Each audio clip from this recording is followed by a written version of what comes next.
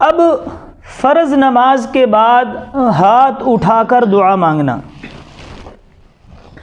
دیکھیں اس بارے میں بھی بہت ساری روایات موجود ہیں۔ ہمارے اکابر کی کتابیں بالاستیعاب تمام فتاوے اس سے بھرے پڑے ہیں۔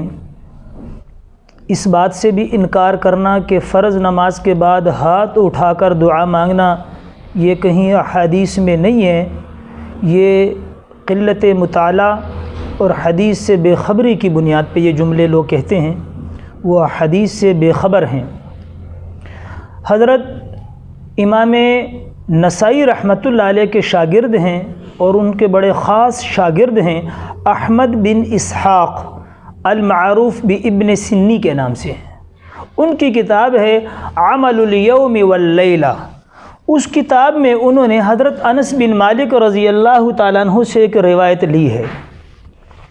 حضرت انس بن مالک رضی اللہ عنہ فرماتے ہیں کہ حضور پاک علیہ الصلوۃ والسلام نے ارشاد فرمایا، حدیث کا مفہوم ہے کہ جو بھی بندہ نماز کے بعد ہاتھ اٹھا کر دعا کرتا ہے اور پھر وہ ایک لمبی دعا ہے، خلاصہ اس حدیث کا میں عرض کر رہا ہوں کہ ہاتھ اٹھا کر دعا مانگتا ہے، اللہ جل شانہ ان کے ہاتھوں کو خالی نہیں بھیجتے۔ اب یہ حدیث ضعیف ہے عبد العزیز بن عبد الرحمن قرشی کی وجہ سے، صرف ضعف اس وجہ سے۔ تو علامہ دوسری روایت اس کی تائید میں مصنف ابن ابی شیبہ کے حوالے سے یہ ہے کہ اسود عامری رحمۃ اللہ علیہ اپنے والد سے نقل کرتے ہیں، وہ کہتے ہیں کہ ہم نے فجر کی نماز میں نے حضور پاک علیہ الصلوۃ والسلام کے پیچھے پڑھی، آپ صلی اللہ علیہ وسلم نے سلام پھیرنے کے بعد قبلے سے منحرف ہو گئے، یعنی قبلے کی طرف آپ نے اپنی پشت مبارک کر لی، چہرہ مبارک جو ہے وہ آپ نے مقتدی ہماری طرف کیا، اور حضور پاک علیہ الصلوۃ والسلام نے ہاتھ اٹھا کر دعا فرمائی، اور یہی دعا اس حدیث میں جو لمبی دعا ہے کہ اے میرے رب اور اے اسحاق اور ابراہیم اور یعقوب کے رب اور اے جبرائیل اور میکائیل اور اسرافیل کے رب، لمبی دعا ہے، آپ علیہ الصلوۃ والسلام نے دعا فرمائی۔ تو اب حضور علیہ السلام نے فجر کی نماز کے بعد، اسود عامری کہتے ہیں اپنے والد سے نقل کرتے کہ میں نے حضور علیہ السلام کے پیچھے فجر کی نماز پڑھی اور آپ نے ہاتھ اٹھا کر دعا کی۔ اب ائمہ حدیث کہتے ہیں کہ جب ایک ضعیف حدیث کی تائید دوسری ضعیف حدیث سے ہو جائے تو وہ درجہ ضعف سے ختم ہو کر درجہ اعتماد میں چلی جاتی ہے، درجہ اعتماد میں چلی جاتی ہے۔ نمبر 3، علامہ سیوطی رحمۃ اللہ علیہ نے ایک رسالہ لکھا ہے فضل الوعاء فی احادیث رفع الیدین فی الدعاء۔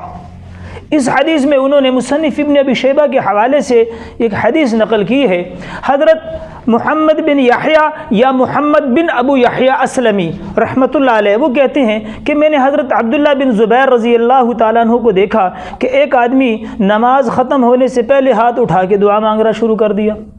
عبداللہ بن زبیر رضی اللہ عنہ کی طرف دیکھ رہے تھے، جب وہ آدمی نماز سے فارغ ہوا تو حضور علیہ الصلوۃ والسلام نے ان کو حضرت عبداللہ بن زبیر عنہ نے کہا کہ بھئی حضور علیہ الصلوۃ والسلام کا یہ طریقہ نہیں تھا، حضور علیہ الصلوۃ والسلام نماز سے فارغ ہونے کے بعد ہاتھ اٹھا کر دعا فرماتے تھے، ہاتھ اٹھا کر دعا فرماتے تھے، اور فرمایا کہ رجالہم ثقات، اس سند کے جتنے بھی راوی ہیں سارے ثقہ ہیں۔ محدث عبد الحق اور یحییٰ بن سعید القطان رحمۃ اللہ علیہ کہتے ہیں کہ یہ حدیث حسن صحیح بھی ہے، اس کے سارے رجال ٹھیک ہیں۔ علامہ ذہبی رحمۃ اللہ علیہ نے تلخیص کے اندر بھی اس حدیث کو لیا ہے کہ یہ حدیث صحیح ہے۔ اب حضور علیہ الصلوۃ والسلام کا طریقہ عبداللہ بن زبیر خود بیان کر رہے ہیں کہ حضور نماز ختم ہونے کے بعد ہاتھ اٹھا کر دعا فرماتے تھے، اور حضرت عمر رضی اللہ تعالیٰ عنہ کہتے ہیں کہ حضور پاک علیہ الصلوۃ والسلام پہ جب وحی آتی تھی تو وحی کی ترتیب یہ ہوتی تھی کہ حضور علیہ الصلوۃ والسلام اپنے چہرے مبارک پہ کپڑا وغیرہ ڈال لیا کرتے تھے، کیونکہ وحی کا روب اور بہت زیادہ تھا، تو اور ایسی آواز ہمیں محسوس ہوتی تھی جیسے شہد کی مکھیوں کی بنبناہٹ ہوتی ہے، اور ترمذی کے اندر روایت ہے، فرماتے ہیں کہ جب حضور علیہ الصلوۃ والسلام وحی ختم ہوئی فمکثنا ساعۃ، ہم تھوڑی دیر وہاں بیٹھے رہے، حضور علیہ الصلوۃ والسلام نے اپنے چہرے انور سے کپڑے کو ہٹایا اور استقبل القبلہ، آپ علیہ الصلوۃ والسلام قبلے کی طرف متوجہ ہوئے، ورفع یدیہ، اور آپ علیہ الصلوۃ والسلام نے اپنے ہاتھ مبارک کو اٹھایا، اور پھر حضور پاک علیہ السلام ایک لمبی دعا ہے وہاں پر، وہ دعا فرمائی۔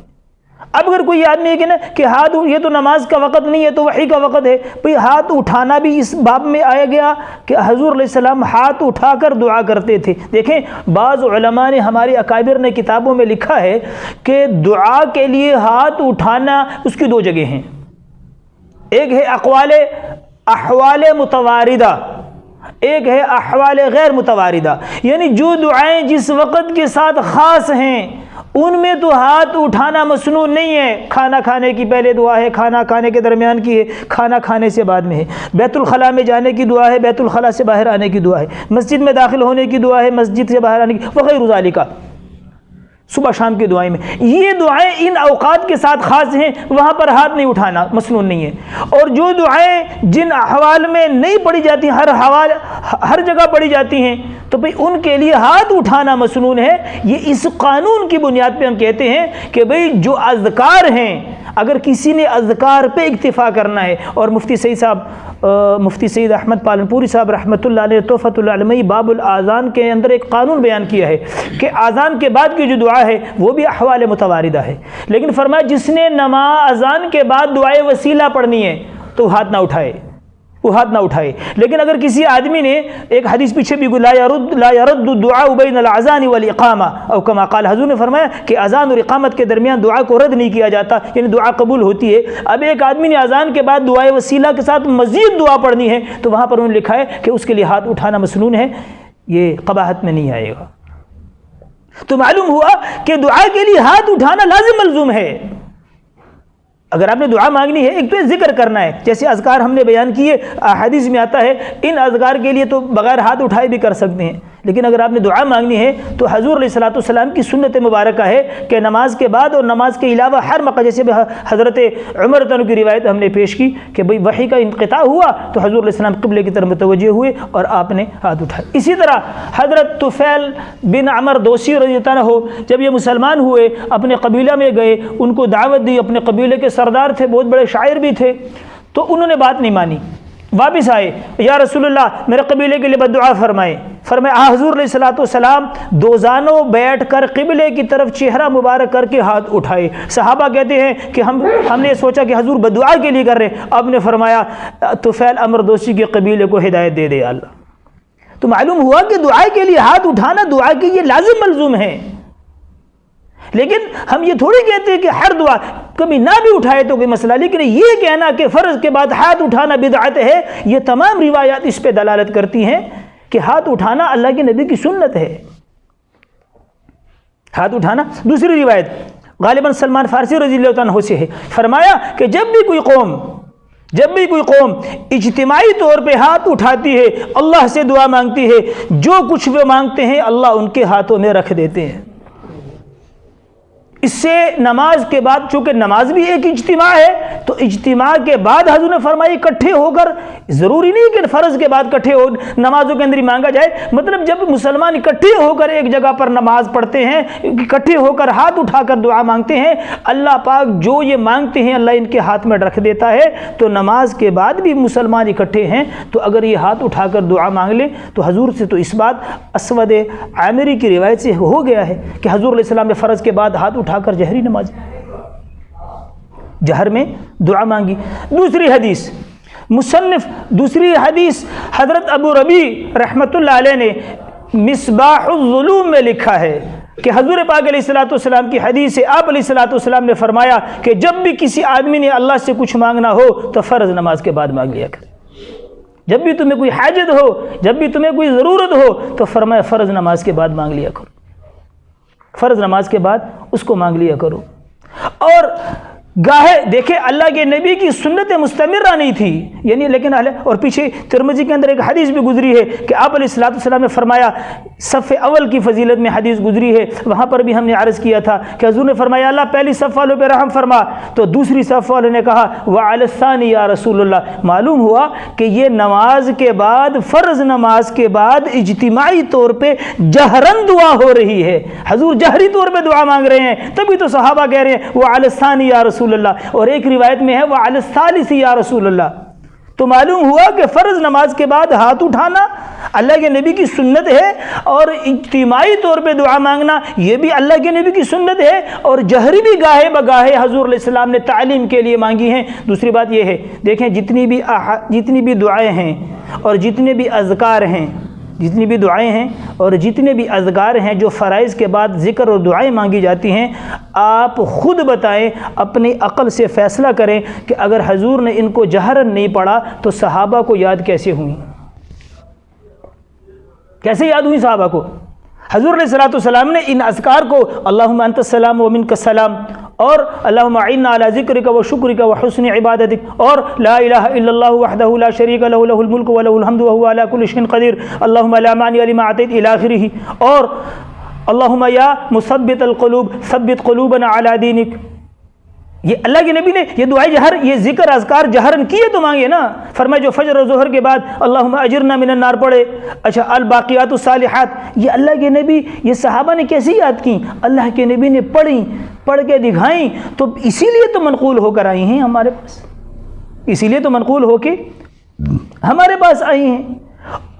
تو بہرحال فرض نماز کے بعد ہاتھ اٹھا کر دعا مانگنا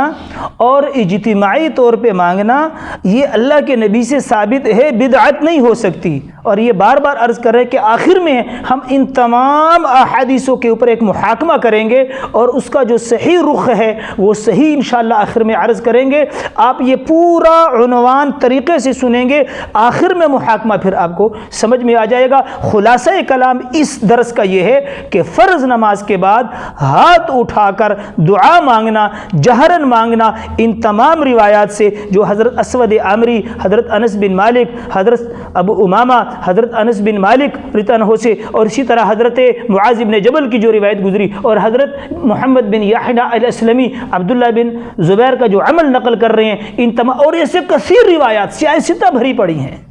سیاہ ستہ بھری پڑی ہیں۔ تو لہٰذا یہ کہنا کہ یہ کہیں سے ثابت نہیں، بدعت نہیں، یہ غلط جملہ ہے۔ ان دعا کا نماز کے بعد ہاتھ اٹھا کر دعا مانگنا یہ ضعیف اور صحیح روایات سے شرعاً ثابت ہے، صحابہ کا عمل اس پہ موجود ہے۔ ہاں